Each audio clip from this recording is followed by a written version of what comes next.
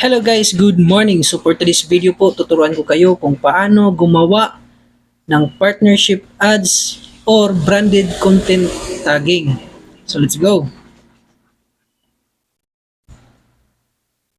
So ang gagawin natin guys ay punta tayo sa ating Facebook page. Tapos mag-create reel tayo. So may nagawa na akong video kanina guys na kung saan nagpo-promote ako ng dub. So sample lang po ito na aking gagawin. At dito guys, may nakalagay na describe your reel, you can also add hashtag. So kayo na pong bahala kung anong ilalagay nyo dyan. At sa ibaba nito guys, mayroong nakalagay na see more settings. At dito guys, nakikita natin yung invite collaborator. So dito na po yung partnership ads or branded content tagging. So ito yung ibig sabihin ni Meta na ating gagawin. So click nyo po yan guys. At dito, may nakalagay na if you created this content with other people, you can invite them as a collaborator to your post.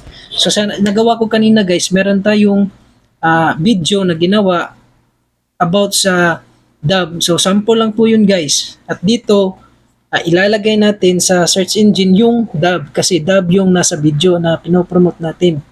So pag once na-click nyo yan guys, lalagay yan dyan at done. So nandyan na yan guys. So si Meta guys magsisend ng invitation kay Dub na para makipag-collaborate tayo sa kanya.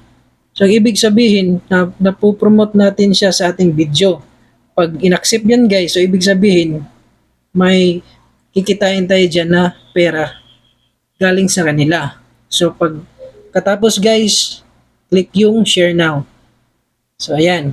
So nasa sa inyo na po yun guys kung ano yung video na gagawin ninyo para makipag-collaborate kayo sa mga ibang content creator. So, yan lang po ang aking may tuturo at maraming salamat.